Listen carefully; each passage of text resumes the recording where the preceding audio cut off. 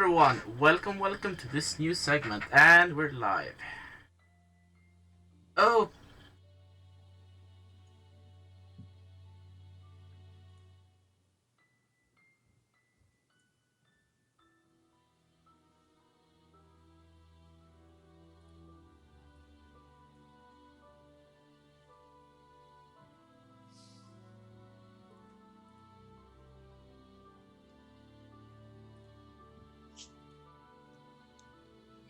we are live, by the way. welcome everyone to the Labyrinth Gaming Talk Show. Two angry faces. Yes.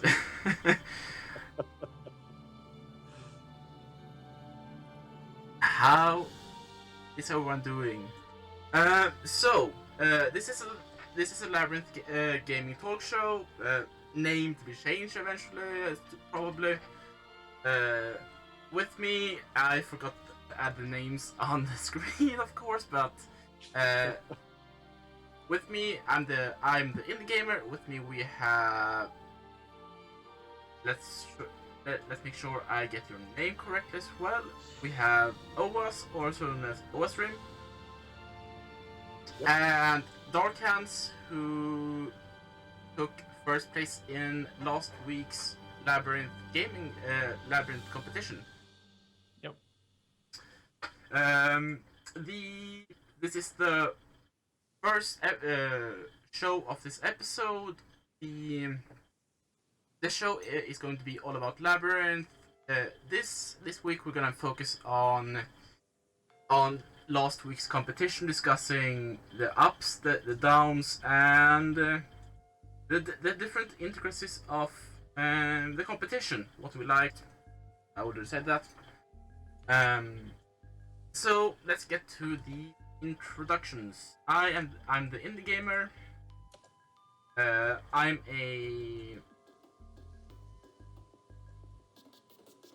a all-round streamer. I stream a bit of everything. My way of playing Labyrinth and streaming Labyrinth is doing more card discussion, doing analysis, and looking at different synergies, how different cards play together, how different bosses play together, different heroes play together, and those kind of things. Ostrom, will you do your introductions?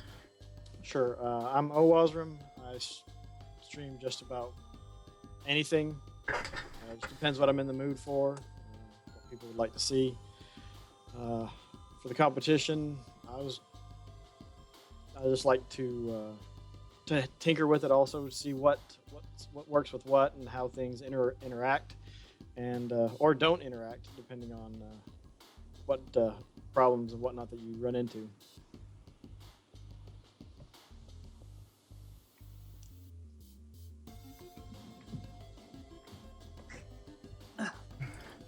Is it my turn? Yep.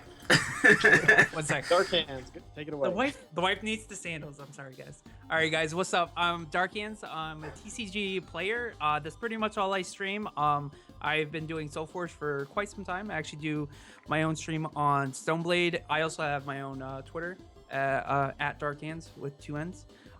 So pretty much how I found a Labyrinth was actually through Stoneblade Entertainment. So pretty much how I play the game is highly competitive. I always want to be playing the best deck and make the best Labyrinth. So that's pretty much my aspect. And as you know, I've won actually the last 2 competitions. So I'm hoping to keep that record high and win the next one. So Yes, indeed. And like I mentioned, this first pilot is going to focus on last week's competition. So let's look at. So, I'm gonna go last. I'm gonna do some small things. So either of you, what did you like, and what did you like, and what was less liked about the competition? Which one of you wants to begin? Doesn't you matter. I can guess go.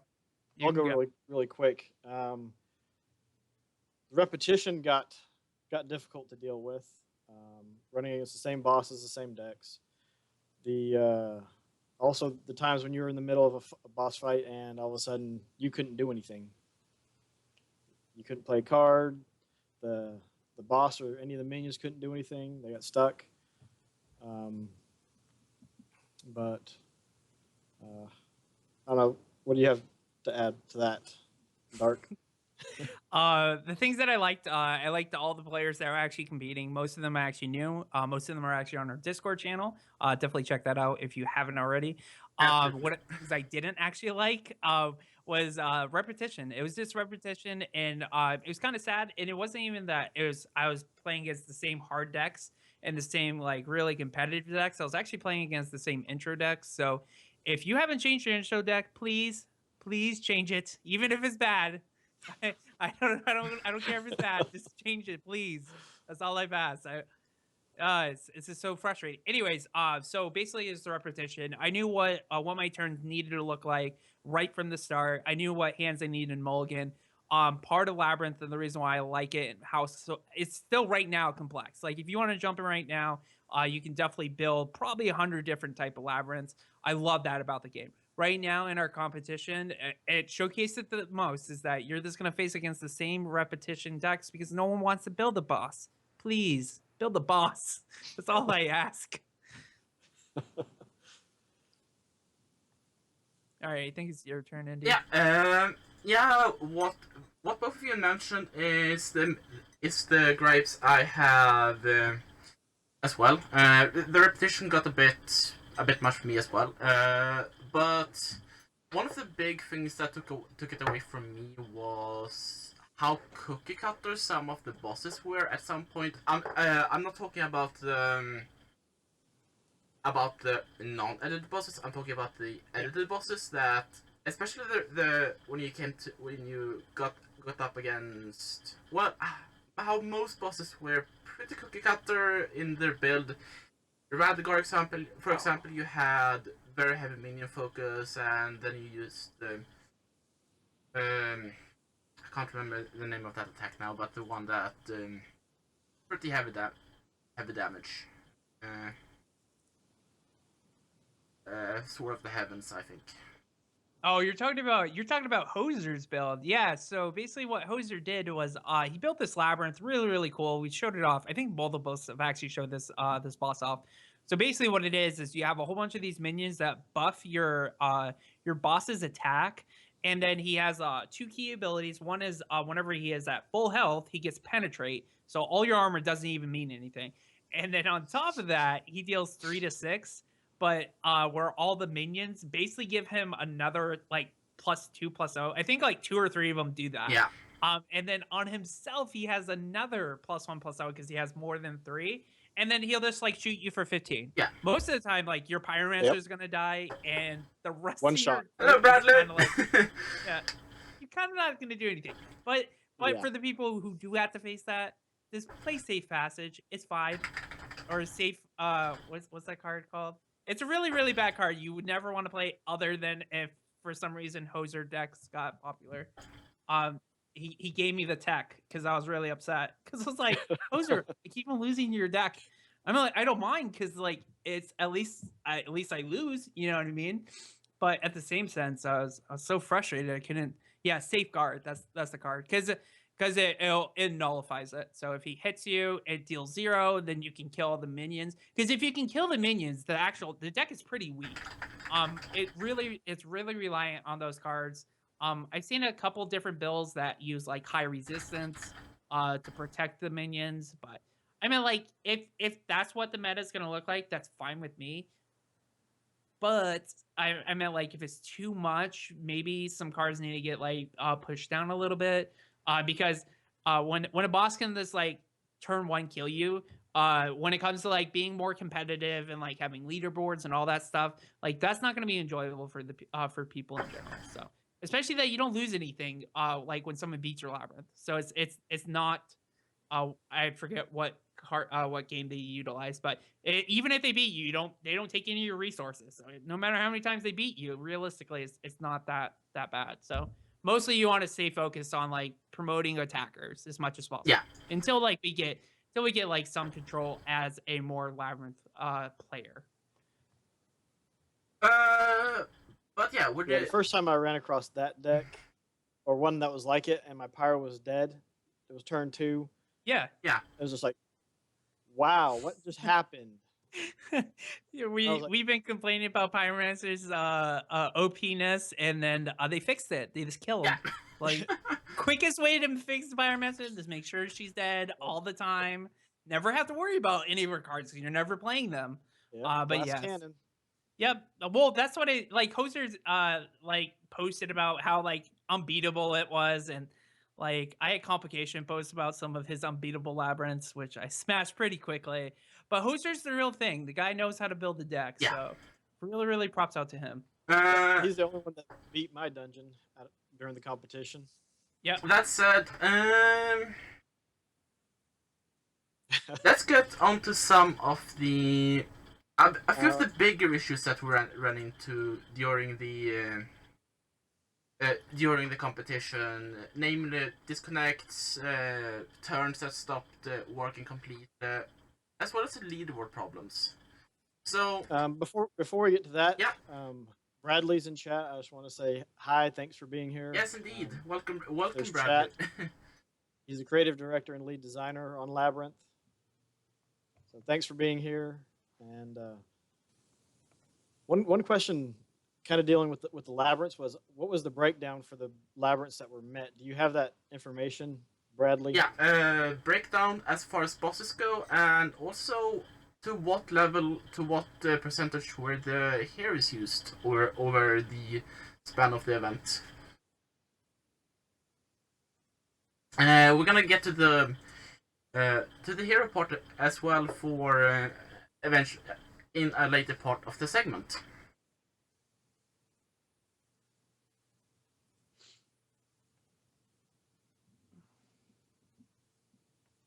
I like how Bradley's like turn 1 through 5 kills are definitely not the future of the game. Yeah. But Bradley, I like killing bosses by turn 5. Please don't take that away from me. I'm a speedrunner. All I want to do is speedrun. And vice versa, killing the heroes in those same 5 turns. Yeah, we probably deserve that technically. I think it was like I think the guys were really upset that we finished their game way quicker than they suspected. So they're just like, we have to put a boss out there that just shuts these guys up, right? Yeah. You found it. So it does mess us up. So Bradley asks a good question here. Which boss did we run into the most?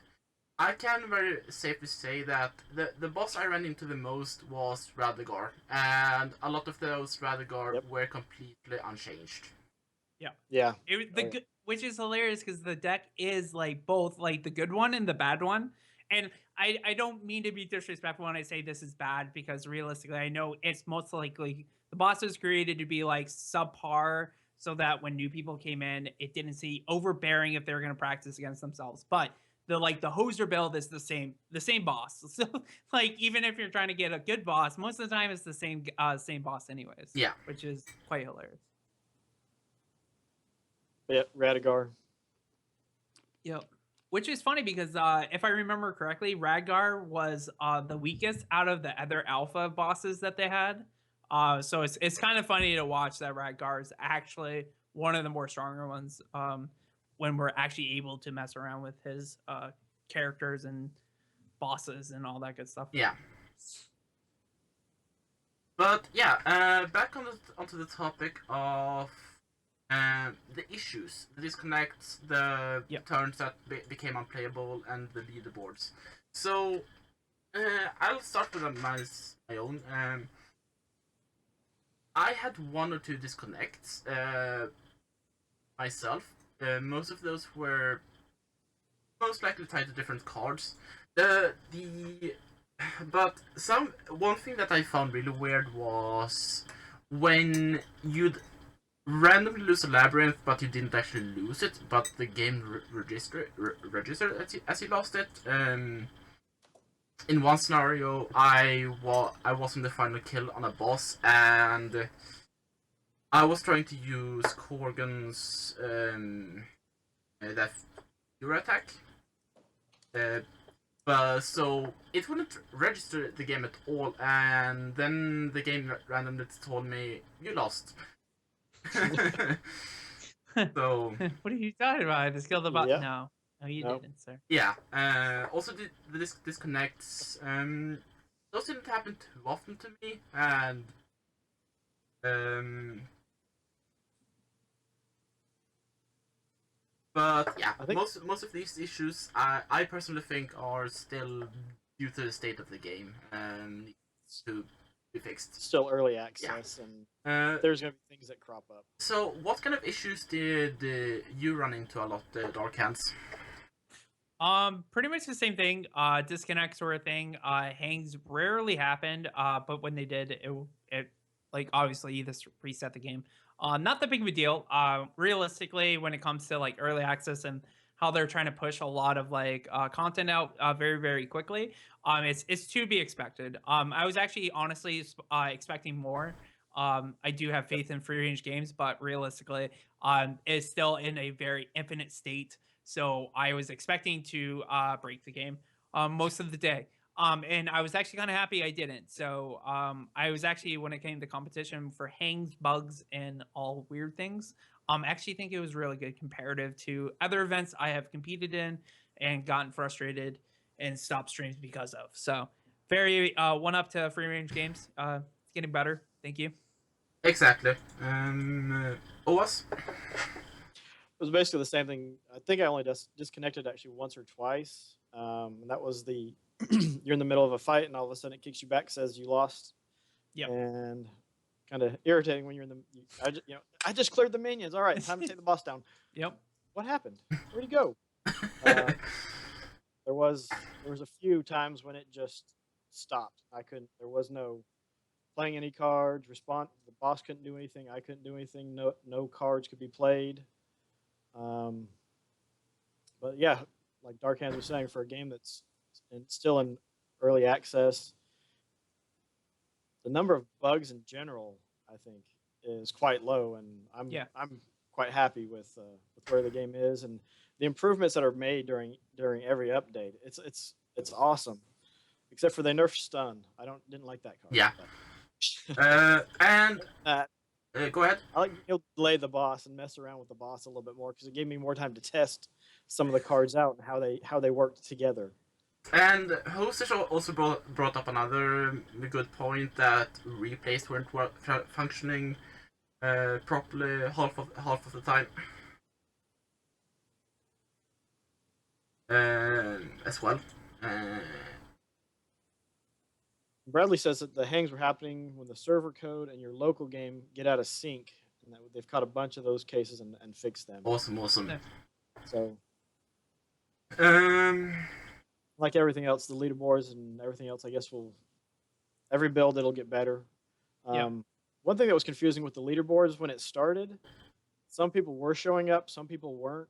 Yeah. And that got confusing, and yeah, I think they reset them at least once, maybe twice during the first 30 minutes of the competition.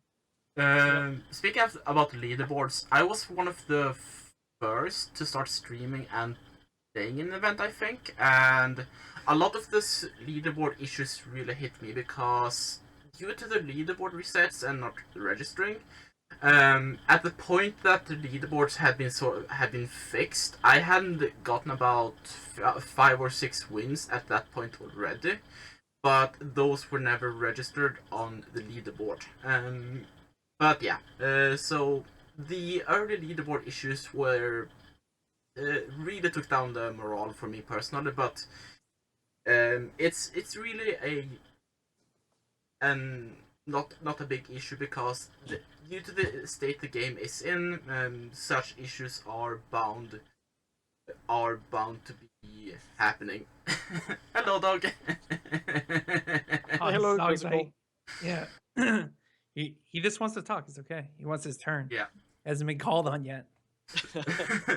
Hello, Freerange Games. Freerange Games is the official account for Labyrinth as well. Welcome.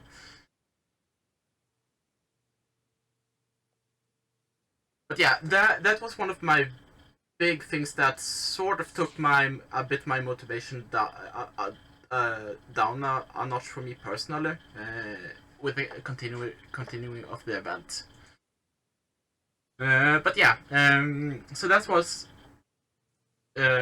one of the issues that really impacted me personally. Also, before we carry on, a big shout out to Freerange Games for supplying us with this awesome overlay. Oh yeah, the overlay Yeah. looks really tight. Yeah. I was really That's glad cool. with how they did. So big thank you for making such an awesome, amazing overlay. I really love it. But yeah, were there anything else that you two, or is you two or anyone in the chat that would like to bring up? Nope. I think one thing we talked about before we started the stream was just the length of the competition. Oh yeah. Oh yeah, I know agreed. Arkan said he had stuff going on. I had stuff going on Friday. I had to go pick up my daughter from school. Saturday there was something. Sunday I had church. Saturday there was two things going on. Also on Friday I took my daughter out to get ice cream Yeah. because school was almost over and she did really well. She got a bunch of awards the previous day. Nice. But a shorter, more compact competition where we could plan for 6 hours, or even if it was just a 24-hour competition and played for that time, what you could plan around it, and run with it. 3 days was just hard to dedicate. Kind of like what I was talking about with the team was basically my thing was it's great to have 3 days because what you're allowing people to do is like to come into the competition so you can like pull in as much as possible. You're also going to showcase the game for multiple days. I mean, the promotion wise, it's great, but when it comes to like actually just competing, a more compact like time frame, especially with how little of people actually did compete. So if you had it like in like 2 days or something like that, it might have been a little more reasonable, but pretty much it is promoted slacking. Like for instance, I didn't really start doing a lot of my stuff until Sunday night, and then I streamed for like a good, I think like 6-7 hours before I went to bed, and I was like, okay. And then I woke up and I played for the last 6 hours. So basically, most of my competitions were at the tail end of the competition, and I played through the whole thing. But again, I think you have to like weigh like how much of the game you just want to promote, and then how much competitive aspect do you really want the competition actually. I'd say And I think you elongate it, you're not promoting competition. I'd say one of the issues Freerange here brings up that the first competition was 24 hours. I'd say that the issue is to an extent maybe the start time as well. As a European, it starts at 7 or 8. I think it's 7 p.m. And that's not exactly late. That's European evening. But maybe do it over. Maybe do it on a weekend instead. That like Saturday, Sunday, and starting. I don't know.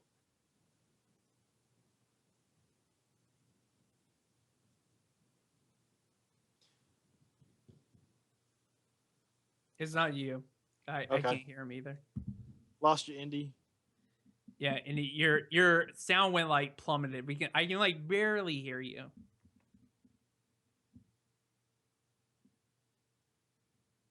Nope. I can hear you say hello, but like it's so faint. I have to like really listen, really tight. I can't even hear it. Pardon the dust.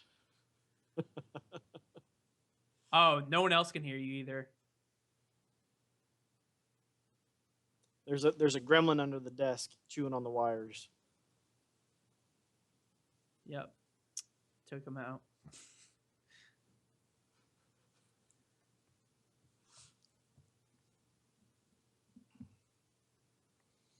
And this came out of nowhere too.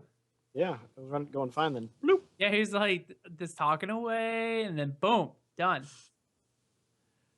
Uh, Um,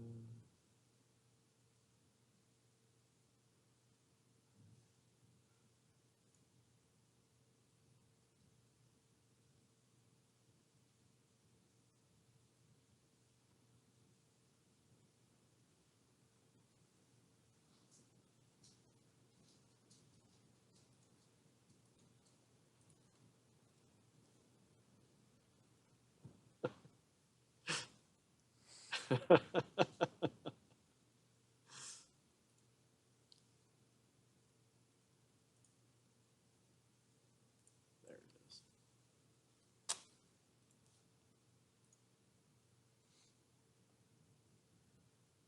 nope.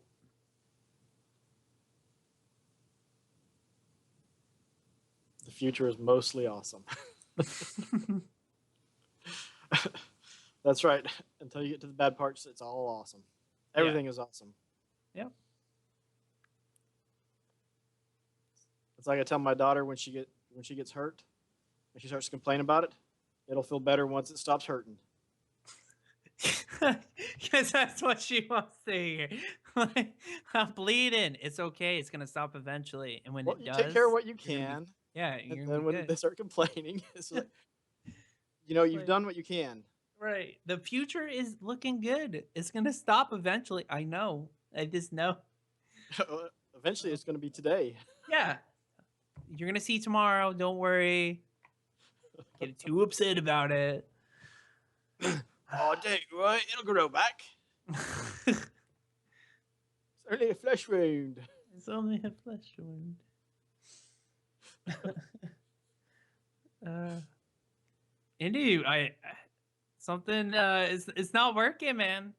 Did you flip the switch and mute yourself? No, I can hear him. I can hear. Yeah, Like, I heard I a very hear like a silent little no. hint of him. He's like, it's like someone like shrunk Indy to like a very very small person. Like, what is that bad movie back in the 90s? All right, can you? Honey, I Shrunk It. Yeah. Oh, heard him. Sorry, sorry. Back. Can you hear me now? Yes. What? Sorry. Nope. So what happened? I have no idea. My webcam just decided that. Oh, you're talking too much. You shut up now. You shut up now. You Too overloaded the mic. Yeah. Overloaded. Probably. I have no idea what happened because my mic is in my webcam right now, so. Oh. Okay, so where were we? Before my mic broke. Well, Freerange just said something about the competition. Yeah. They want to try to keep doing it over a 3-day period, but they can probably develop scoring methods that are not so time dependent. Because of the broken tech, we took a step back this time, and it devolved into a grind phase. Yeah. So I was. Yeah. Oh yeah, I was gonna get to that point that. I liked the event before this, but the problem with that was that the tech didn't work. But the event before this did promote both playstyles. It allowed the grind, but it also promoted the live streaming. So you wouldn't. So if you wanted to be able to compete, you wouldn't solely have to grind up wins. You could also stream a lot and still be on the leaderboard. Not necessarily being on the top of the list, but still somewhere in a good position. So the previous event before this one was I like that one a lot more, but yeah, due to the tech issues, understandable that you had to take a step back. But yeah, speaking of last event, I think you both participated. You were the winner of that one, Dark Hands. Yep. So, what did you think about that one? Did you find that one more balanced? I think it was more balanced because it promoted the actual like distribution of streaming. It was kind of the focus point of it. I did like that you still got points for actually this beating labyrinths and whatnot, but it kind of made me want to stream more. Honestly, it made like the points actually mattered a lot more. I think that once, like I said before, once we get packs and people can like crack packs, I think the plethora of codes of access codes that I have are gonna probably gonna dry up pretty quickly. So like those were important to me. And again, as I stated in my introduction, I'm a highly competitive TCG player, um, so winning is a big deal for me. So I took whatever advantages I could, and streaming was the most advantage. So I had a lot of fun. Plucky Hero told me to calm down last event too, and that's why I'm the winner, and he's the second place loser. So Yeah.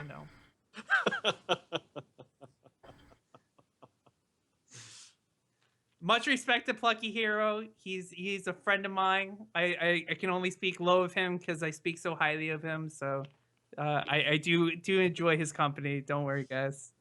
He's also a Soulforge. He did a lot of Soulforge content with me. So. But yeah, let's get on to the topic of the Labyrinth. Well, we've already touched a bit on the Labyrinth, on the what we didn't like about the boss fights, but let's go into a bit deeper into the subject. Or do you feel that there's more you want to touch on the issues of the competition? I think we pretty much talked about all of it. Like, Yeah. definitely felt that there should be an easier way to stay on the top of the leaderboard without grinding. They've already said that it's still going to be a 3-day thing, which is fine because again, like I said before, you really want to promote the game, so you want to kind of elongate streaming capability.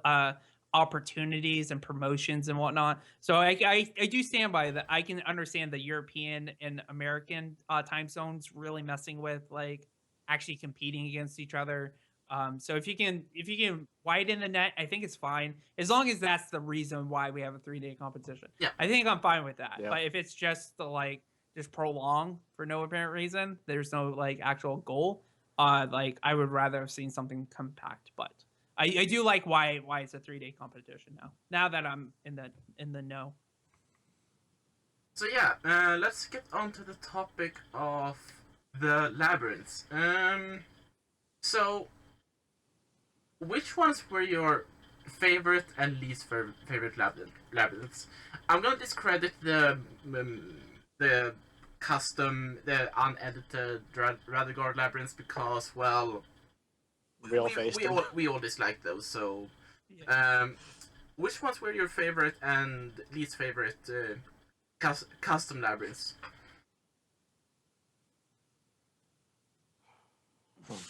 One of my favorite ones was Arogix, and it was because they used something different. It was the first time I saw the war beasts in the game at all, and I saw the artwork was great on them.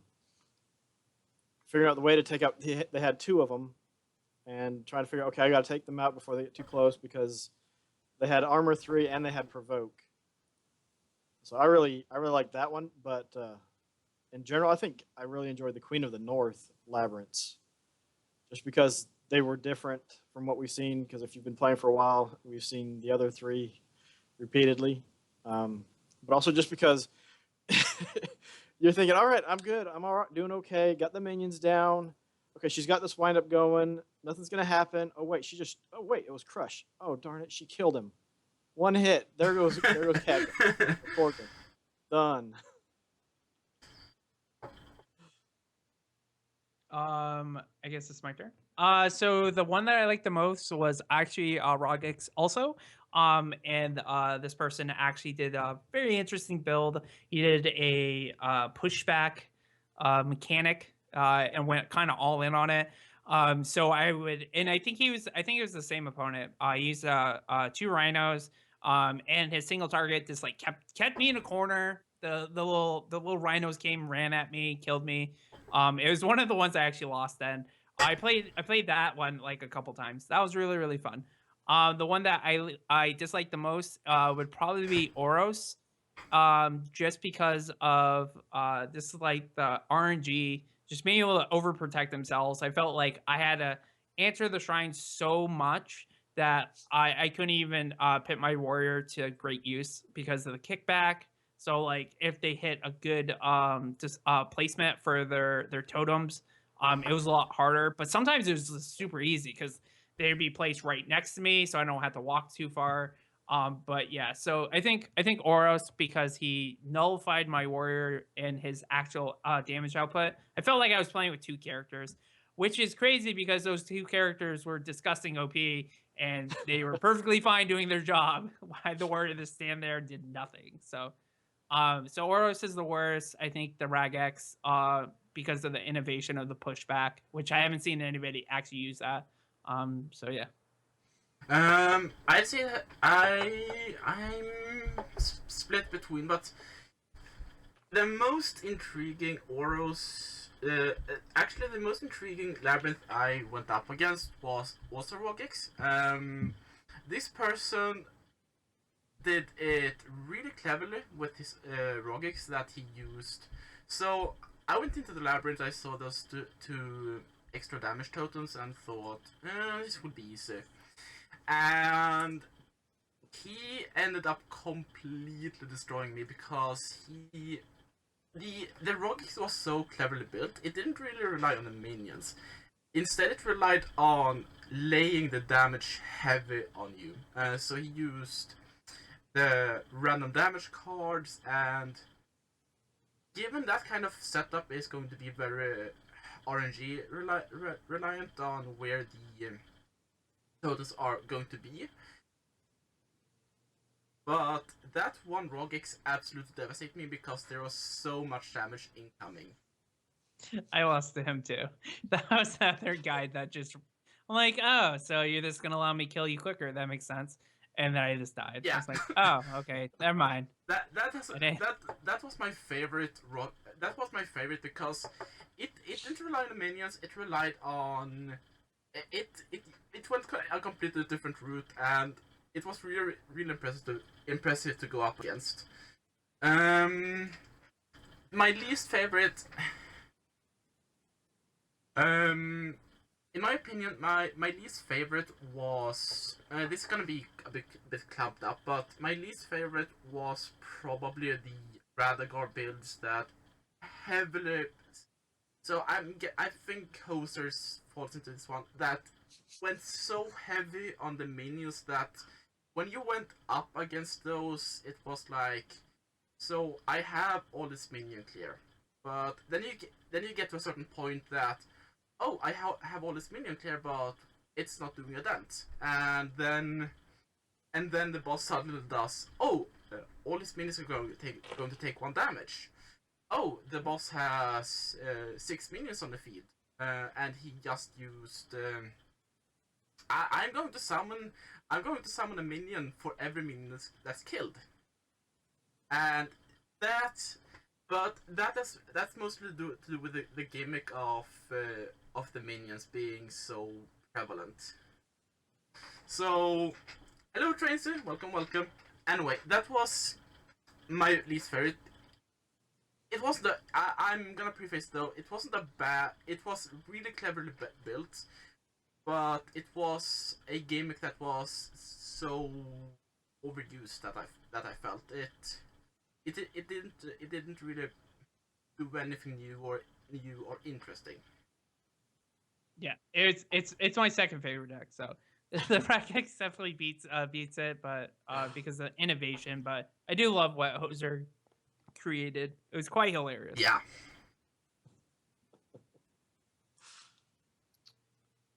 But overall, what did we like in those good boss fights? Diversity, innovation. Again, when it comes to like when the game finally comes out, we finally get all the cards, all the bosses, and all the tricks are on the table. You're gonna find that diversity and innovations is not gonna happen too often.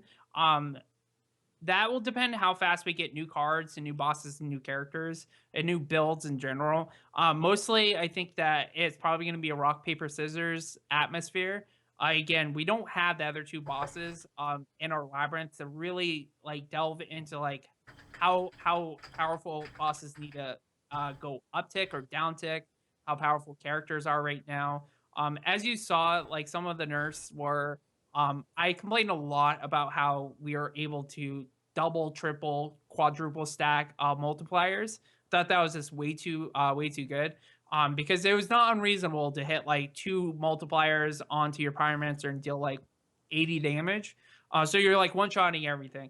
Um, so like getting those changed was kind of cool. Yeah. But realistically, I think once we get three bosses for Labyrinth, like the whole game's gonna change again. Yeah. So like trying to really define meta right now is just not really possible. Because some cards might get nerfed that might need to get rebuffed. Absolutely, and some cards might get added that might even get added that counters a really strong card directly.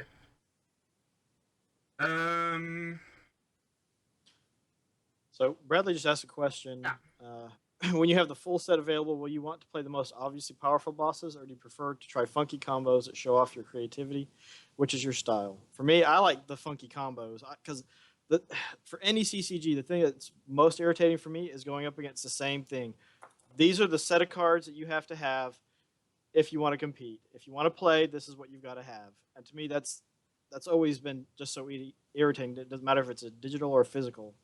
Because I want to see a different set of cards, not the same set of cards every time. I want to see the diversity and the variety that can be done, so that it makes it a little bit more interesting instead of, okay, this is the deck they've got, this is what I'm going to need to counter it. Done. No, I want some diversity, so you have to, okay, I got to have some cards in here in case they do X, Y, or Z. I've got to counter with A, B, and C, and so on and so forth. I'm in the same camp as Ostrom here. Funky combos, trying new different things, checking out different combos of cards as well that work together, and try play around the build of the boss. So I'm in the same camp as Ostrom here. I'm the opposite. I like overpowered busted stuff. I like things that are very highly competitive and efficient.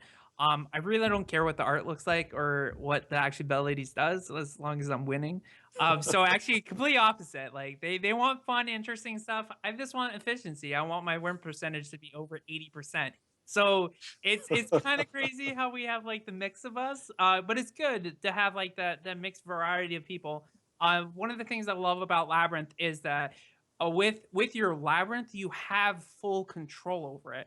So like if you want to try funky weird things and then like irritate those highly competitive guys that they're like, wait, this is not the Labyrinth you're supposed to play. This is what you're supposed to do. I've only attacked this type of Labyrinth. I don't win. You know what I mean? Like to me, that's gonna be funny to watch. But again, I am a streamer. So I will probably play really bad decks because that's part of being a streamer, is to do whatever your community really wants to watch. So I'll flex a little bit, but if it ever gets competitive and if we ever get tournaments or anything that's serious, I am definitely on the train of being a heavy spike, no matter how my mind is set. And I'm really bad deck builder. I just pilot really well. That's my thing. I'm gonna actually edit my addition a bit. I'm sort of I'm sort of in the middle. I love creating funky, but at the same time I really like efficiency. So I'm very much in the middle here. I analyze the cards, look at how do they synergize, and then so I go very much around gimmicks.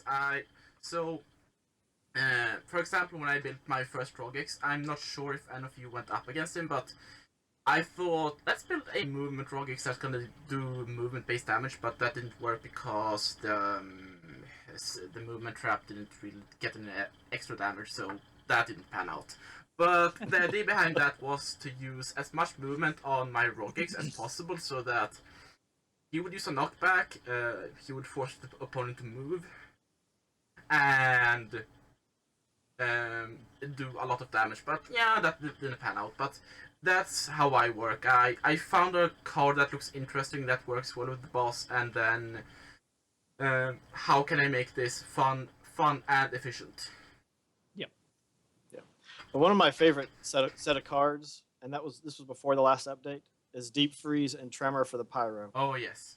Just because you smack them with Deep Freeze, doesn't matter what their hit points are, And sometimes you don't even use the tremor. You use Lavelle and like here, hit him with 3, or you've got 10 hit points. It doesn't matter. You're dead. Or deep freeze and You hit him with tremor for the 1. or deep freeze Die. deep freeze and stone dart as well. It's also Yeah. really good. And now it's even more powerful because they're low cost cards. It adds to her focus, and so then you get her focus high. Yeah. So hit- Bradley, we need a one-on-one session right now, please. Are you gonna change this X thing? Because I'm okay with them allowing me to be 0, but this free focus stuff is kind of absurd. Or give me another character. That's what we should be promoting. Please give me another character so I can play someone else. But did I go into what I liked about the good boss fights? Well, the creativity, of course. Yeah. Yep. Creativity and trying something different, and not. Yeah, that's what I liked. Speaking of what the bad boss fights, what did we think? What didn't we use when a boss fight was? What made a boss fight poor for you? The word is open to either of you. For me, it was when you had to spend so much time just dealing with all the minions or the structures, especially with Oros. It's okay. I don't want to hit him with anything because they've got the volcanic totems. It hits a second person, so trying to run around and take those out before. Okay, now I can finally deal with the boss. Or you just send a Korgan up, and you sit there and taunt and do nothing but +1 defense, and let the other 2 take care of all of the structures. And you, Dark Hands? I think if mine is this more or less like forcing a minion, forcing a character out of combat. So like Oris is great, but I think like any like physical damage dealers, it kind of forces them out of the combat, which is kind of this means like I'm only running with 2 heroes. I would love to have more like a good solid team in some way to like combat against like Oris's ability. I think that's like my only complaint, other than like the repetition. And I'm also super sad that they just butchered focus. Yeah. So I don't know if I can continue this stream because I need to so go play my Pyromancer if I can. we'll get to the heroes segment fairly soonish, but so what they're doing is if with a Pyromancer you could use a 0 cost card and get focus, so you could build up focus really high. Focus is a resource that the Pyromancer gets that certain spells and abilities rely on the focus. The more focus you have, the stronger they are. So what they did was instead of cards giving focus, it builds up over time. So a lot of things that happened in the competition was Dark Hands and Platke made decks that really stacked up focus early on and then that massive damage. So that's an ability that they are reducing in the next patch. So that makes me wonder: are they doing anything to Devotion and Fury? I think Devotion and Fury, they're pretty solid. My only thing with Fury is I wish it'd go past 10. Because I don't think the cantrip is easily usable. I think it's the weakest of the cantrips. Now I actually think the Pyromancer is going to be the weakest because you're not going to get any Fury until at least turn 8, unless you like play Amulet, which then you probably increase it to turn 6. And again, when it comes to like, I think that's fine for one boss. It's very reasonable, and you can still beat bosses pretty easily. But when you have to heal and deal with 2 other bosses, like the Pyromancer's burst ability is just probably going to be a lot less. Yeah. And there's there's actually one thing I do want to add to the boss part. one thing that I personally did find a little bit is that boss minions, OWASP touched on this as well. I'm just gonna add my stance on it. Minions as well, I found, depending on the minion, they played either a really big part or they played a really small part. Some minions were good, some minions were bad. Same with structures. So something that I'd like to see on the boss end is looking at the minions and structures, see which ones which ones are viable and which ones aren't, because yeah, some of them could use some work on that end. Yep. But yeah, back onto the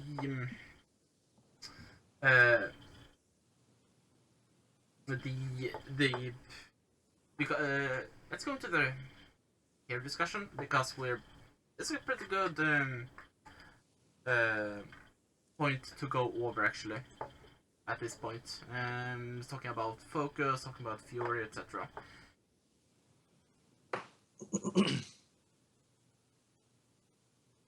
So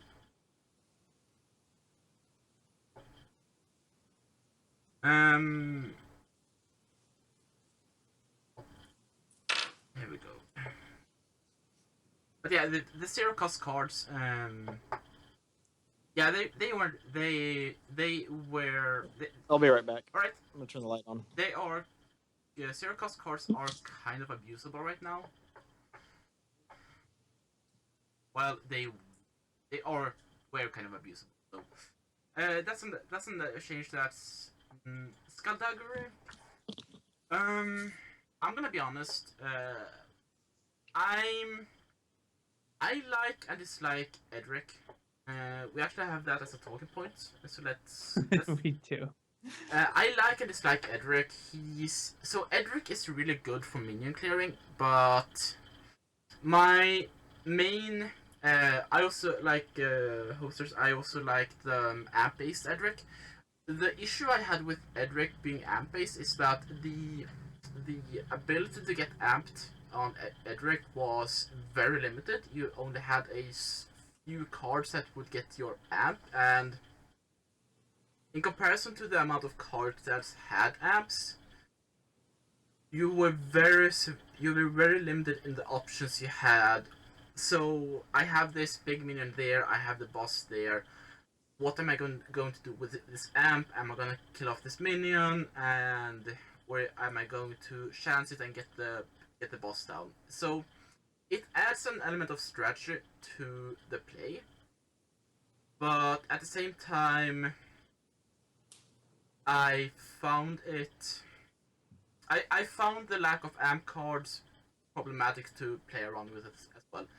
That's it. Amazing for clearing minions with. Dark Hands has some less good words to say about Edric.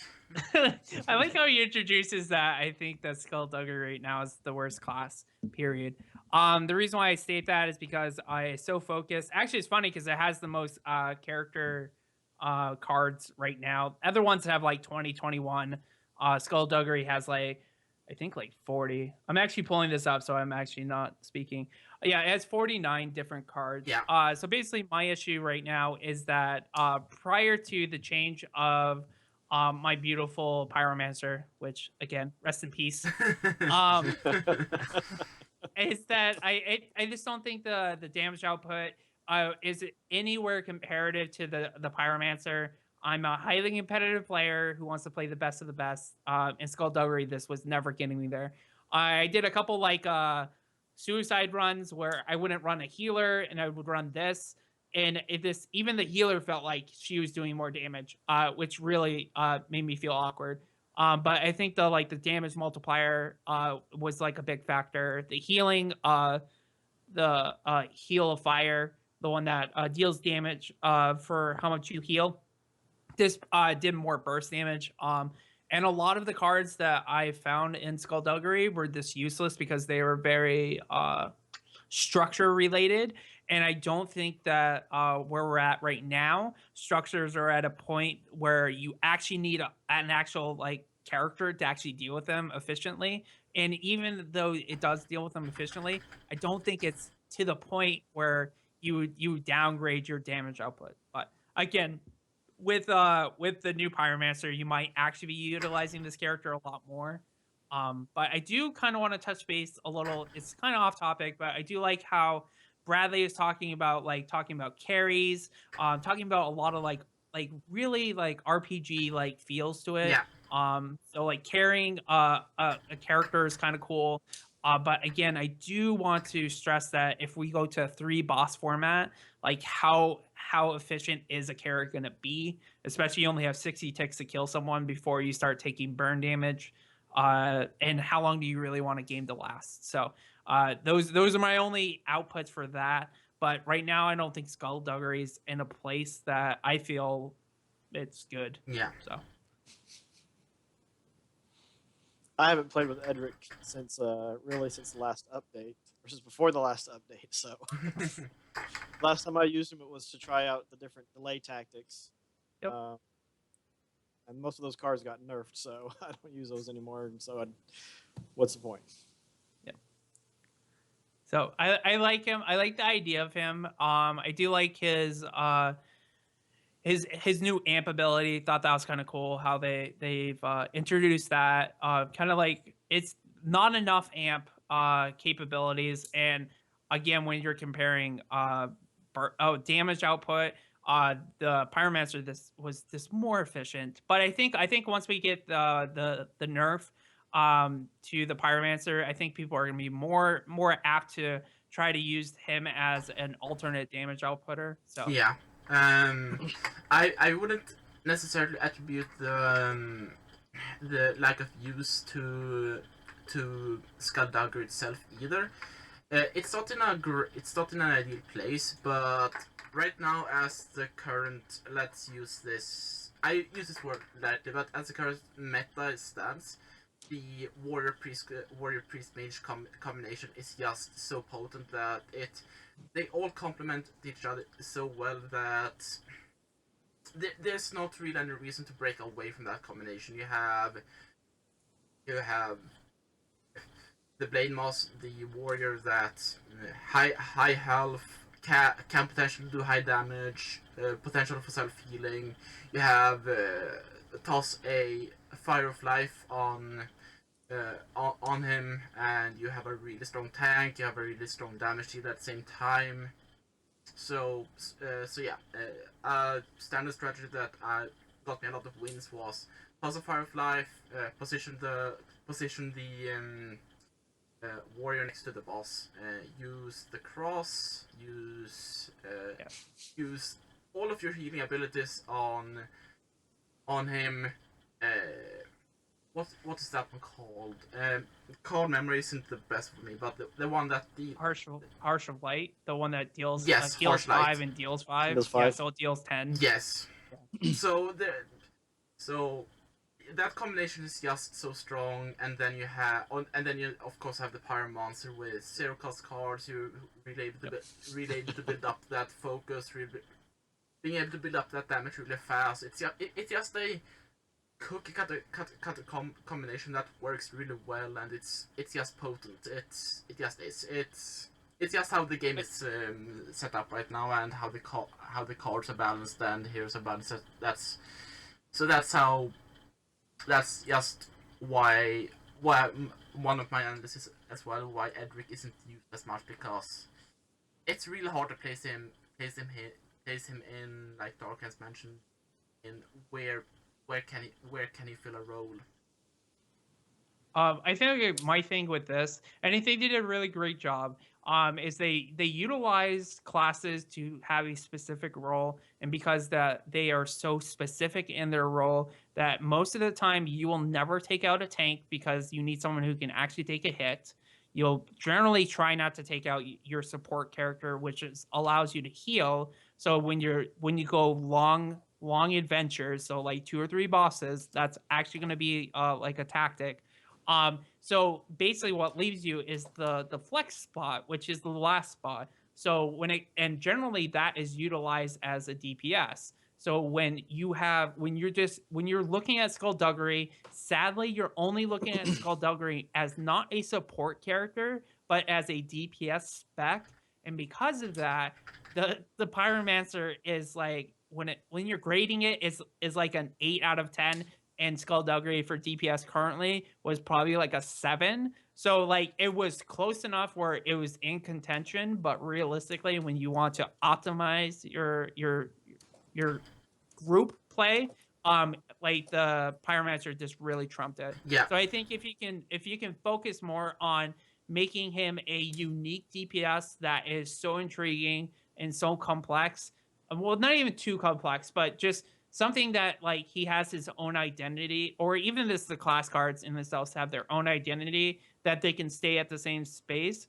But realistically, we're gonna get more characters, we're gonna get more cards. So like we're gonna watch this fluctuate. We're gonna see people, their abilities get changed. So uh, maybe Pyromancer. The reason why I like Pyromancer was mostly because of her spells that have to do with her ability. So now that those are trash, well, probably won't be trash. I mean, like it'll be a carry. It'll be toned Um, down. yeah, they're toned down like they should. Maybe the burst abilities of some of these cards that might also get a rework might actually push them a little of ahead. But again, you have your roles. You have your tank, you have your healer, and you have your DPS. yeah, Those are just truly what the foreground of all RPG sense games have always been, and I like that about that. I like how like you can go really old school, like sword and board healer, and then like your powerful like DPS person. So I think it's fine, but when it comes to defining characters, it's sadly going to be that way until you get so complex and so like hybrid that you're gonna find some weird characters doing some awesome stuff. So agreed. And moving forward, some characters that I'd like to see is characters that break away from the standard mold of tank or DPS. Maybe something that can fill the role of uh, several roles if needed. Yep. Right. Every character can. So the Pyromancer is only a pure damage dealer. The warrior can still do damage, lots of damage if you want him to. But I'd like to see something that breaks away from that and is more hybridized. But one of the problems that I see to Edric is if you compare him to the Pyromancer, a Queen of North, for example, her ability reduces range damage. So Edric, if you go up against a Queen of North as Edric, you're at a real disadvantage because his damage is already gonna be reduced by that. She also has relatively high, decent base armor already, so he really suffers against the Queen of the North. So, whereas there's not a lot of minions that have resistances unless you build a boss or unless you build a boss at the Labyrinth to actually give resistances. In that case, you can really shut down the Pyromancer.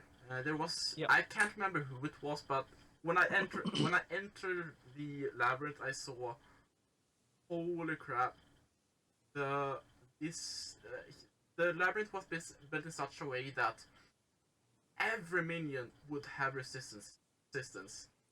yeah, And that was like, I think I was using Pyromancer, so I was not enough and to swap out my tank. So I had Edric, I had Pyromancer, and I had Lavella. So I got in there and saw that's okay.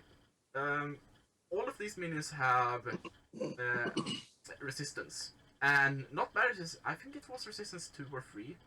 Resistance 2, I think. So I couldn't use an AoE clear to just kill them all in one shot either. So that was really clever. But yeah, it's much easier to build around to prevent Edric's damage than it is to prevent Lavella's the pyromancer's damage as well. So that's also why she currently is stronger than why she was stronger than Edric for the roll of damage. Kind of what you touched upon. I think you're going to watch a lot of people if you take the game serious and care about whatever competitive scene that this might end up being. You're going to have to switch out characters. It's just that's how the world's going to work. Is because people are going to adapt to your attacks and going to change up the labyrinths. That is actually one of the things that is the most selling point of this game is that you want to be as adaptive as possible, and and that I think that's where it's going to kind of like hurt most of the guys that like wacky cool decks is that if it doesn't meld with them, they're gonna just keep their labyrinth as is. But if you want a competitive scene, you're gonna be like, okay, so there's a lot of like magical damage out there. So maybe I need to swap up so that my bosses can take heavy resistance in the first like 2 labyrinths, and then like swap it up to like a heavy like defense in the last one, just to really mess with them, right? Yeah. So it's just like all these strategies are going to have to be utilized, which is cool. But yeah, I think as long as you have the tools out there, I think this game will definitely prosper. And as long as the company understands that it's okay to have like people like attack certain things, as long as you can somehow allow the resources for them to protect themselves without just making it too good. And so you have to walk that gray line. Yeah. That like on either side, you want to make sure that you're not helping the attackers too much. You don't want to help out the labyrinths too much. So you'll probably see a lot of changes. And I think that's one of the things as a community player you probably should get used to if you want the game to prosper in any way. Absolutely. So. Absolutely. Yeah. Yeah, one of the first times I went up against Oros, he had 10 magic resists after they did the last update. And I was just like, what? And both the totems were behind him. Yeah, that's the other thing too. Is like I want to place my totems. My totems literally become like when you scale them on power level, they are literally I scale them probably at a 4 out of a 10 because it's placement. Placement is everything. Because if he can protect them, like if he can get you to not go near them, it's great. But if it's on the side where you spawn, then it's like the whole strategy is this a fail, which is frustrating as a labyrinth player. I don't want to watch like be like, oh, someone fought me. Oh wow, my labyrinth got destroyed. Not because it's a great idea, it's because my placement wasn't in the correct place. Like auto placement failed me. Yeah, for the win. Same with the minions as well. I'd like to add not the minions. Yeah, the minions as well. Be able to place minions like be able to place like really high value minions in the rear that such that produce armor, resistance, and stuff like that. It's minions that you want to keep alive, and then you have kind of like anything like in the front to distract from the main. So I'd like to see the placement of minions as well being allowed, because that would also add a whole another dynamic to the I mean, like you can do like a checkerboard schematic. Like I think that's perfectly fine, and I also think that attackers should be able to place themselves wherever they want to, because I think that's also a big strategy. Like, what if I need to be out back because I need to save myself a couple turns before I interact with anything, or maybe I'm like super aggressive and I want to be like as close to the border as possible. I disagree on wherever you want. I'd say give your attackers potential areas you can position them on the arena. So, like give them spawn point, for example, which you can place them. So that are you talking about you want to have access to see what your opponent's playing before you place them? Not before you place them. Or predetermined. I'd say predetermined, so that you kind of have the board in front of you, and then you can see, you can place you can choose to start the heroes, they in the middle or in the corners. So just you want to be able to see an area where this is where the heroes can be placed somewhere in this box, and then this is where you can place all of your stuff. Yeah, exactly. So because being that's cool. Being able to place them anywhere might be technically difficult to do as well.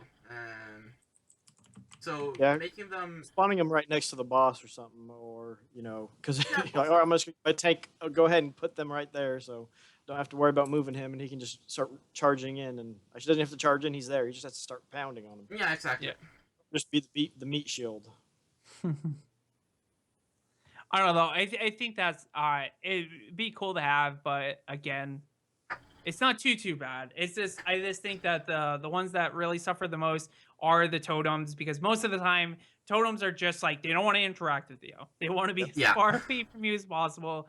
They just Yeah. want to be protected. And where we do not control the bosses. So like we have to rely on an AI to be smart enough to like yeah, really like, oh, I'm gonna need to protect this. No, I actually need to push this guy away instead of dealing damage because realistically, he's going to help me more down the line.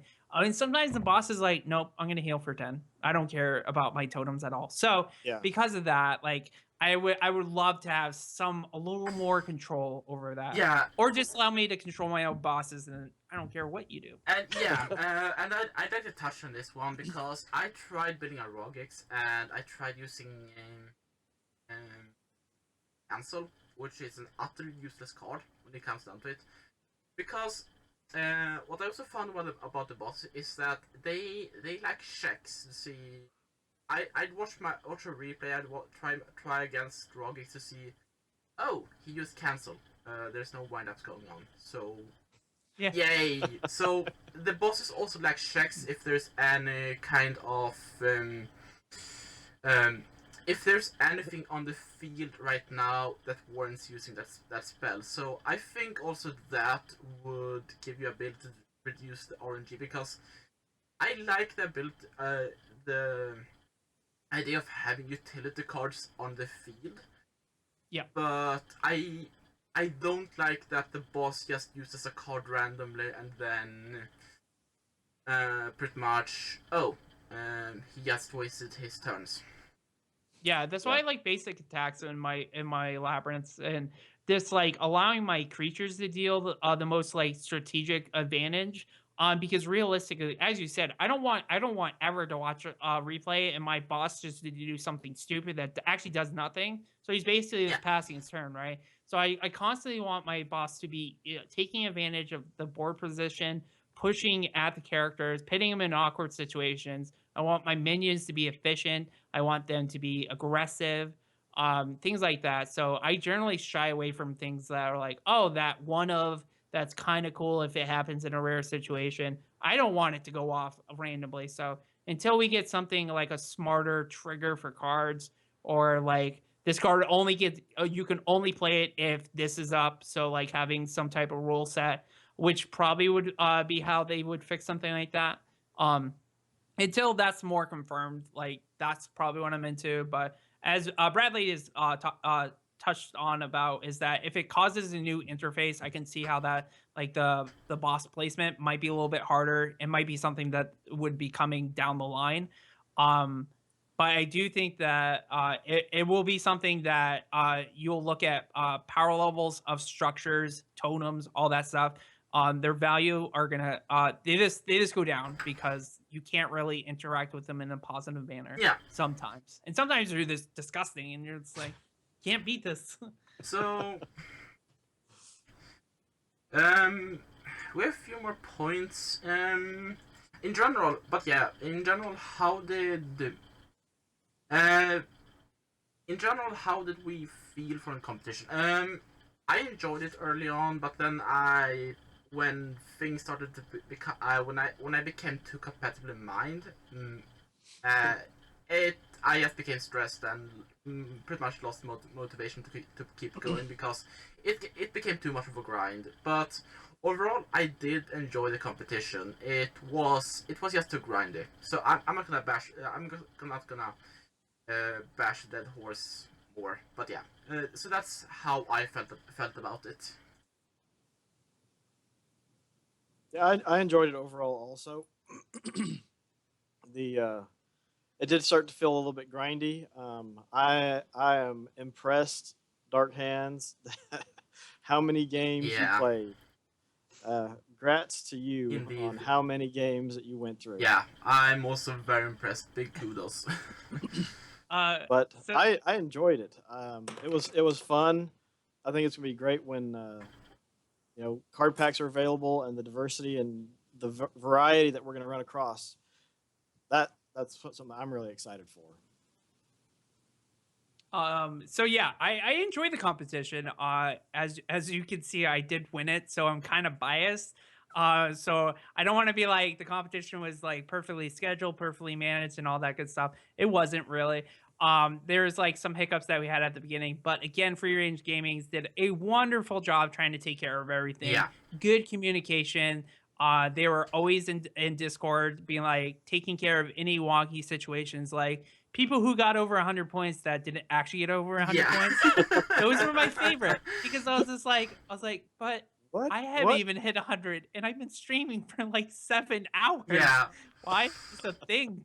But it's there's a couple hiccups. Other than that, it was a super grind. I stayed up until like I think it was like 12 o'clock my time.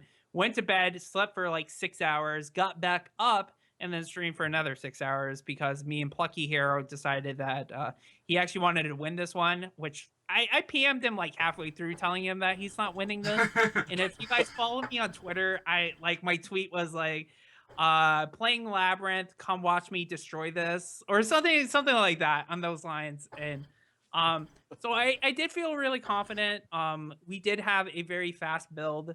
We went with a Pyromancer, Warrior, Healer spec. We basically just utilized the zero costing spells, just dealt double damage and dealt like 40, 50 at a time. We killed bosses anywhere between, if we were good and people were bad, anywhere between tick 5 and tick 10. I was really upset whenever I killed anything past tick 12, if that tells you guys anything. Yeah. So I don't know. I'm looking forward to the next one. I'm hoping that we have a point system that's a little more freely promotes streaming.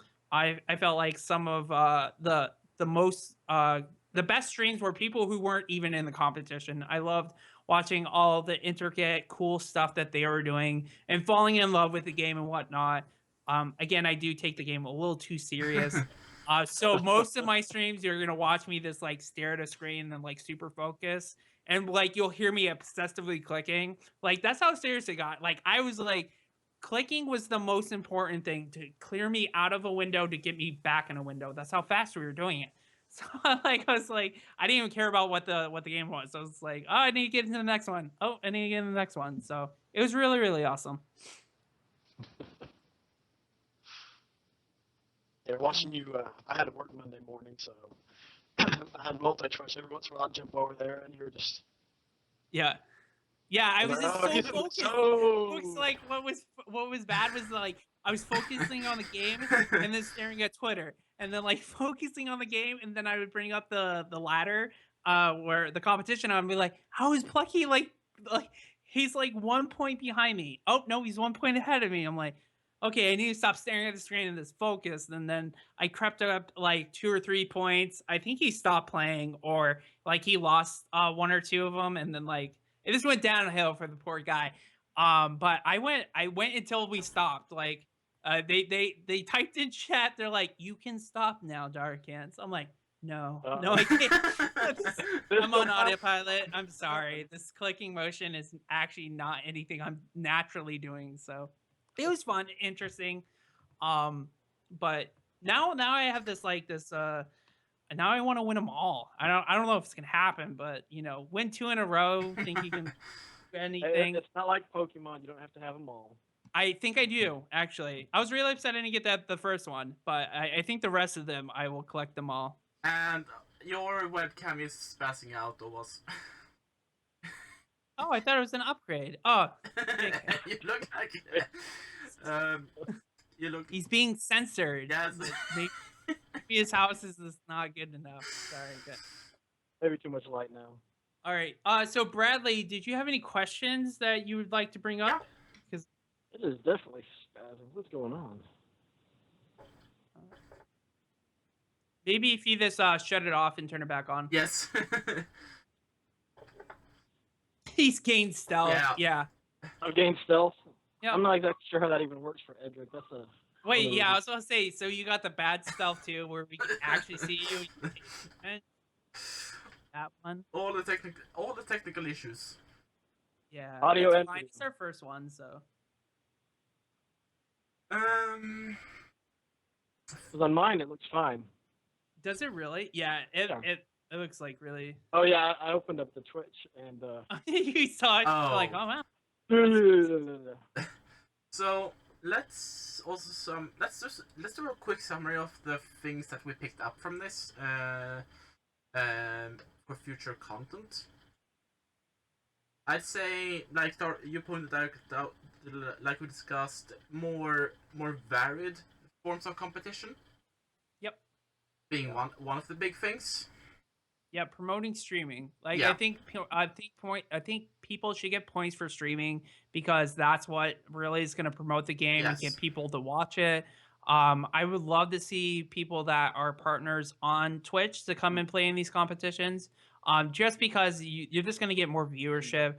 Honestly, I would love to see people just showcasing the game more. I think once you get packs and you're being forced to actually be somewhat creative, I think the game's gonna prosper. Yeah. So just getting to that Yeah. point is kind of where we're at right now. Agreed.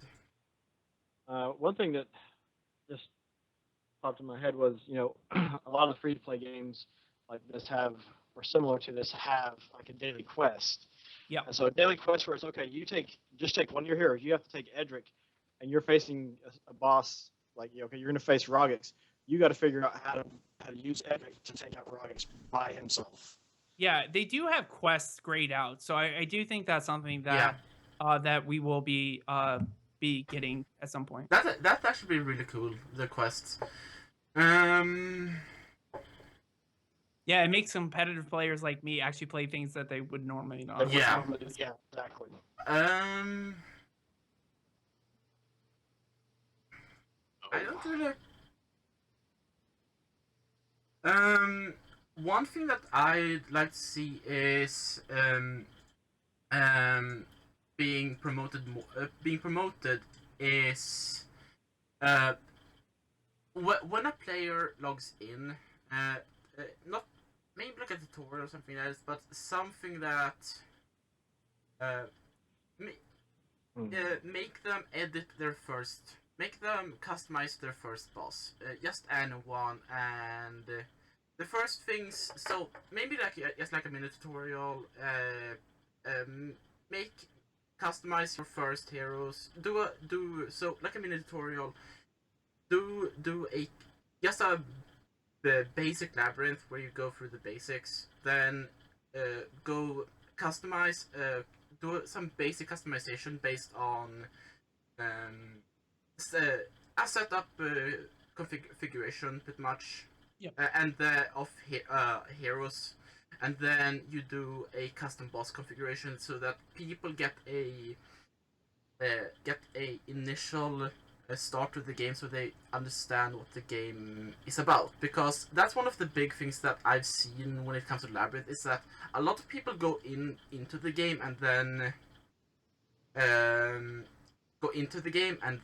they just stop playing because they're not quite sure what to do. So a game like this doesn't need anything major. Just a mini tutorial which teaches you the basics of raiding, deck building, hero building, and boss building. Yeah. That would be enough for a game like this, and I think the earlier that this is put into the stage, the better. Yeah, because people are going to get in, don't know what they're doing. I think something to add to that would be keywords. Why is someone going to care what? Well, I guess people might not care anymore what focus is, but why do you want your warrior to have fury? Yes. Because that's an ability, the devotion. Something along those lines, something to help the people who are just starting. Okay, this is what this does. This is why you might want to use it. Yep. And it going in conjunction with when you're building a labyrinth. Agreed. Yep.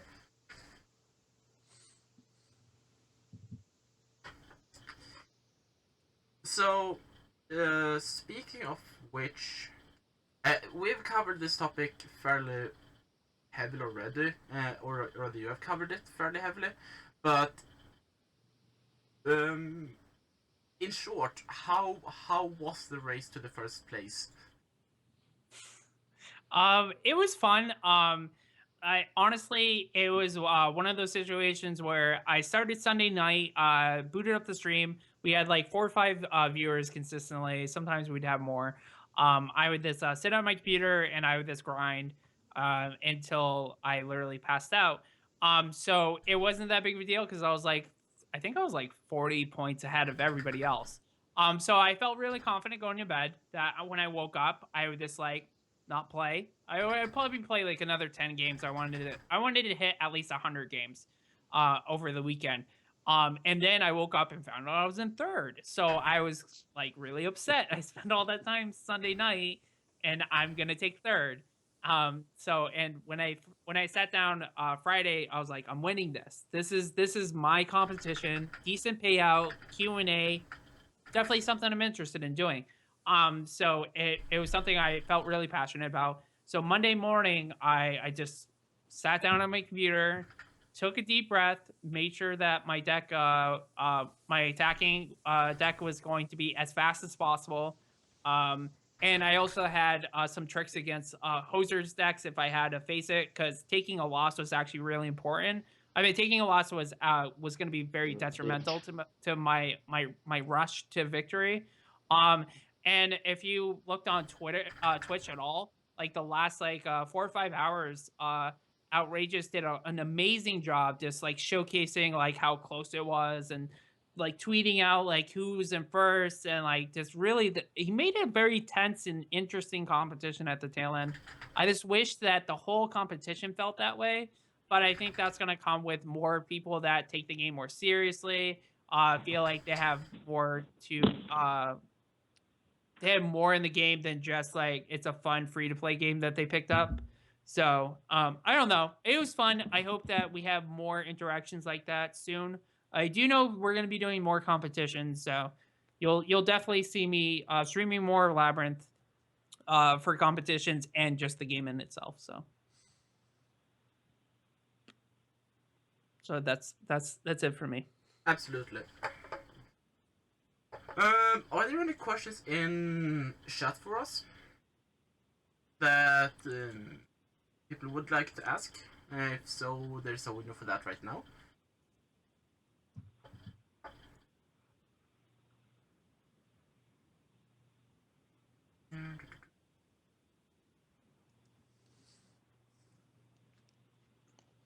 Let's see. And to touch base, kind of what Bradley and Freerange Games was talking about, we will be getting a ranked match so that I know a lot of people haven't been able to utilize the replay section of the game yet too often. The more that you're active on those, hopefully that means you're going to see more replays. So hopefully that will help kind of showcasing the other cool part of this game, which is watching videos of someone attacking your labyrinth and trying to learn how to defend better. Yes. Actually, something that I like to see. I'm not sure if this is intended to be added, but or is it added already? But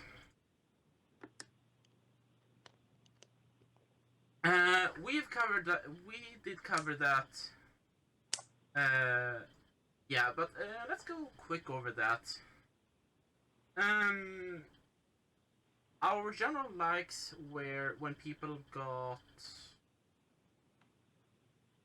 So my likes when it comes to the boss deck design was when people got creative and didn't go all out cheap gimmick pretty much, and just went straight up like just being dicks pretty much. I mean, that's it. You know what I mean, though. Yeah, I do. Yeah. Poor Hoser's getting called out. Like, No. I don't know. I think the deck design. I think he's talking about this more specifically. Yeah. I think when it comes to True. bosses, if you remember the pre-alpha, they actually were just decks. Like you would have a deck full of creatures, structures, all that stuff. You just summon that stuff per turn. Now what they did is they actually broke it down into 3 sections. You have perks, you have structures / minions. Those are all in one, and then you have abilities. I think more breaking that up even more is going to allow the labyrinth as a whole to grow better. And I do like they already had, because it feels like a raid. Like if you ever played an MMO, like when you walk into a fight, most of the time you're gonna see like a whole bunch of stuff already there. So like you have that feeling, but in its senses, it's still the same because like you can still summon monsters as the fights progress. So I mean, like this immerses you into that world a little bit better. I do like that it's not just a full deck of just random cards that a boss gets to play randomly. So I think it takes away that RNG somewhat. So like I think comparative to like the pre-alpha, I think the bosses are a lot more intelligent and a lot less RNG than they could have been if they kept it with the other style. Yeah, absolutely. I agree fully there. I really like the boss building. I like that Rogix would actually back off when you would engage him. Yes. First time I saw that, I was like, what is he doing? What? Yeah, it was the Where is he first time I going? ever like watched him like run. I'm like, wait, is the puppy running? Oh my god, the puppy's running. Yeah. It works really well with the new mechanic. Absolutely. Damage, she bleeds and leaves a spot on the labyrinth floor.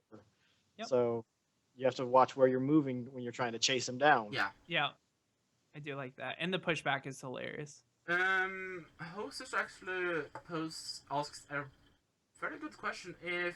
Do you think we should be able to skip a boss before we start the match? As in, being able to, if we see that this might not be a labyrinth, for example, I don't want to do this.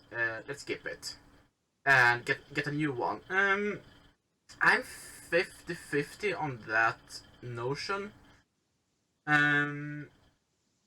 I mean, I kind of like the idea, but at the same time, I think for casual, it might be something that could be done. Yeah. Just because, I've fought Rogix the last 5 times. I want to fight somebody different. Yeah. Give me a different boss, basically. Absolutely. But for competitive, no. No. No. I mean, like if you're playing, no offense, if you're playing in a ranked match period, you shouldn't be able to skip it all. I think that every labyrinth that you come up to should have equal share to your bounty of whooping you. You probably deserve it because probably anybody who's like, oh, I want an easier boss or I don't want to play against this, then go to your casual. I think casually it's 100% fine. Yeah. Because realistically, there's no points. There's no like, you're not losing something. You're not gaining something. You're just trying to have fun. So if you want to have whatever type of fun you want to have, that's fine with me. If you want to see other people's ideas, that's also fine. Yeah. But when it comes to like, when you're getting points, currency, and like stuff like that, I think you just roll the dice like every other ranked match. Yeah. Oh yeah. They don't just let you leave. Speaking of the issues, there was one issue that arose that I also found out and tested. It was you could essentially also cheat by retreating mid dungeon. It would not count towards your loss.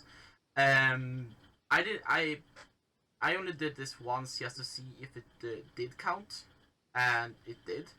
So that's also one of the things that needs to be looked at. Well, I think you get points if you win, you lose points if you lose. If you retreat, you didn't get either. But there's got to be something somewhere in between. Yeah, I think because if you're like, all right, I'm at tick 10, and 2 of my heroes are dead. If I retreat, I'm not going to lose anything. Yeah. Now. I think that might be kind of a situational. I think like tactically retreating is fine, but you should still lose points. Like you should still. But again, like, are they going to give us 3 bosses when we get ranked play? Or are we going to take 1 boss? So like then you have these like awkward situations like where you're going to have to swap up rules. It's like, okay, now that we have 3 bosses, you can actually retreat at this point and take a less punishment than if you go all the way. But if you hit like this one and you retreat, then it's going to be like double the amount. Or if you lose, it's just way worse. So I mean, it's good. It's good to show that like you have an escape route, and because it promotes the idea of like the RPG feel. Yes. Because like a lot of people that are going to come to this game are going to be like, I want something that's like RPG, and I'm addicted to opening packs. So like give me both of those. And so like if you can keep like people pulled in with attractions like that, then yeah, like retreating is like a big thing for people who played like 90s games. Like you retreated when like you're almost dead, but like you lost something. You know what I mean? I'm gonna I don't know. Yeah. I'm gonna do the distinction like Dark has made on also the skipping decks. I think in casual retreating is absolutely fine because there you have no points involved. But at the moment you go into a ranked match, instead of so this might not be possible, but it's just throwing out the idea. Instead of adding a retreat button, add a forfeit button. It's essentially the same thing, but forfeit means that you will lose the points, or you will pretty much lose points for retreating, because the moment you go into a ranked match, you go in it fully. There's no retreating. Yeah, I think the definition has to be different if it's 1 boss or 3 bosses. Yes, absolutely. That as Because well. like your cards are only gonna be so powerful. Like we're gonna have like I don't know what the rarities are gonna be, but like if people are stacked with like high rarity cards and you're going in there with like commons and uncommons, like you should have the ability to take a little bit, take a small victory and leave, than being forced to like, okay, now I have to face all of it and then I'm gonna lose everything. That it just doesn't seem fun to the people that are trying to build their collection, to the Kickstarters, who I personally will have, I think like over 300 packs that I'm opening. You know what I mean? Yeah. So like the difference needs to be fun and safe, but at the same time, when it doesn't involve like packs or anything like that, and it's just point system, I think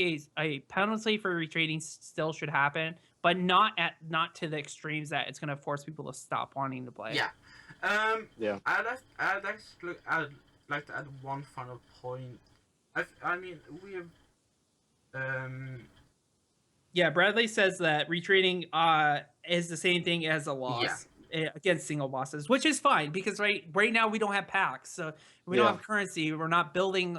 We already have like everybody has like an equal share in the game. Like they have the same resources that you do, so there's no unfair advantage. But I think that might be addressed later on. Yeah. Is that what happens when the guy who has uncommons is facing against a guy who's stacked with like a labyrinth that has like 4 or 5. The highest rarity card that it's powerful for a reason because it's a chase rare. You know what I mean? You still have to have those chase powerful cards. Yeah. So if he's stacked up, like I think you should benefit from clearing one of them. Like that's great. An uncommon deck beat up like a super powerful unbeatable deck. Yeah. You know what I mean? So it should promote that some way. So let's bring up one final point each that if we feel like we want to add something, because we're starting to reach the end of the time we have for the show. Yep. One thing that I'd like to say is be very careful with how you do the monetization. Be extremely careful about how you do it, because you don't want to make it so that you can just pay yourself to have an extreme advantage over someone who might not have the funds, but at the same time, you don't want to make. What I'm trying to say is, do try to balance the monetization aspect so that it's fair to both those who want to pay and those who doesn't.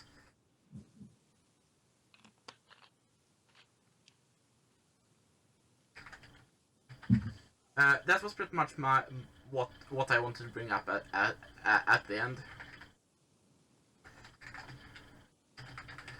Would you two like to add something? Hello? Along the same lines, No, that just doesn't or have just in to doesn't general. have to be the same thing. Can be a completely different point if you feel like there is something that you want to bring up that wasn't brought up during the discussions. I'd the deck builder. I'd like to see an improved version of that. Something so you can sort your cards by how much tick they cost, or how much star they cost, so that you can see a lot easier what you've got in your deck and how what you might want to manage. If you have a lot of if your curve is high, you have a lot of 1 or 2 tick cards, but not a lot of 4 or 5 that are the more powerful ones. Or if you're just trying to build a zero cost deck and something to help manage the deck builder and let you sort what's in your deck and even what's not in your deck. Yeah. And you, Dark Hands? I don't think there's anything I want to bring up. The game looks beautiful. It's going to be growing. I just want everybody to make sure you guys are updating your Steam reviews, please and thank you. Appreciate that. Um, make sure you guys just play the game. Just give all the feedback that you can. Obviously, nothing's gonna change without people actually doing stuff. Try to be creative. Take away your spike aspect. At least 20 minutes out of your day. Do something weird, funny, funky. Because that's the only way you're gonna really like learn anything new. So, other than that, I would like to see new characters and skullduggery to be actually awesome again. That world I would love to live in. So, I think that's it. That's all I got. Sorry, guys. So, right. Dark Hands, do you want to start with doing the outro? What will you stream next, and so on. So basically, again, this is Dark Hands. You can follow me at Twitch/Dark Hands with 2 N's. I stream Soulforge, and I also do a lot of Labyrinth stuff. Obviously, once the game gets bigger and more competitions happen, you can find all my content there. And I do some of the deck showcasing and whatnot, and just playing for funds. But yeah, these are our final thoughts and goodbyes. But yeah, so also if you guys are into Soulforge, I am actually the guy that does the Stoneblade account. So we're actually going to be releasing the new client that Freerange game is actually a part of this Tuesday. So I'm going to be doing a 24-hour stream this Tuesday, which means I'll probably fall asleep halfway through, or be crying. So if you're into misery and torture, you can find me at Stoneblade. So, but yeah, so TCGs are my thing. Your turn, Overstream? All right. You can find me at twitch.tv/awazrim. I stream lately. It's been CCGs, Labyrinth, a game called Star Crusade, basically compared to Hearthstone in space. But I've enjoyed it immensely more than Hearthstone.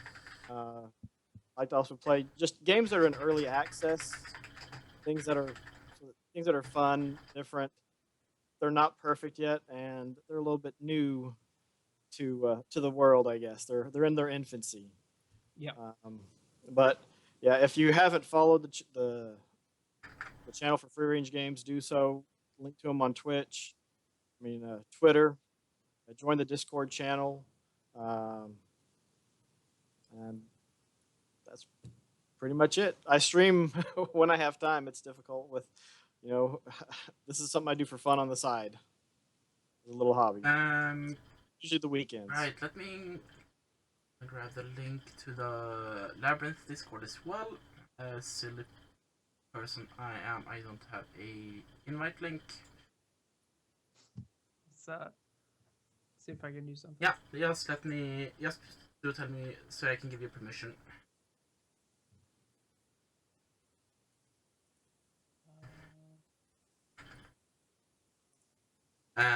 I'm the indie gamer. I'm a variety streamer. I look very much heavily into the So I play very mechanics-heavy games. I don't play too story-heavy games. I'm all about streamer interaction, and there you have the Discord to Labyrinth. I stream Tuesday to Saturday evenings on weekdays, and early morning to early afternoon on weekends. My current planned coverage of Labyrinth is going to be 2 or 3 times a week, depending on how many submissions I get for one. But I will be covering defensive decks. I will be covering boss decks. I will be covering hero decks and do a hero building and do raiding, boss building, and testing bosses with different decks and raiding those. Also, I will be doing viewer submitted decks, both for bosses and heroes, and trying those out, see where I do improvements. So that's my planned coverage. Aside from that, I will be playing other games as well on the side. I'm a big fan of games like Factorio, Blueprint Tycoon, etc. So that's pretty much me. You can find me obviously here on the Indie Gamer. Find him here, guys.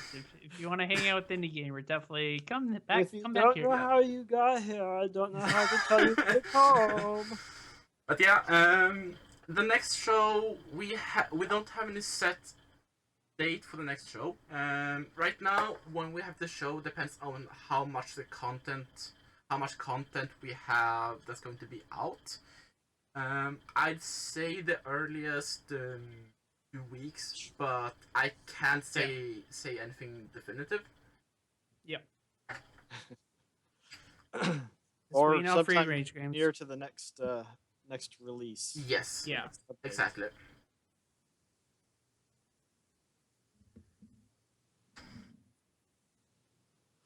But yeah, I hope you all have enjoyed this show. Thank you, Ostream, for helping me setting this up and being an amazing co-host. Thank you, Dark Hands, for being a guest as well. For playing 139, well, more than 139 games during the competition. Yes, Yep. exactly. And Wow. congratulations on taking the win as well Thank you. in the competition. Well deserved. Very well deserved. And yeah, I hope everyone has enjoyed this. Oh yes! Oh crap. Can you forget something? Yes. Let's see. For the official. Oh. Yes. Sorry about. We're like promoting ourselves with for each game. Oops. Sorry, guys. We'll let him.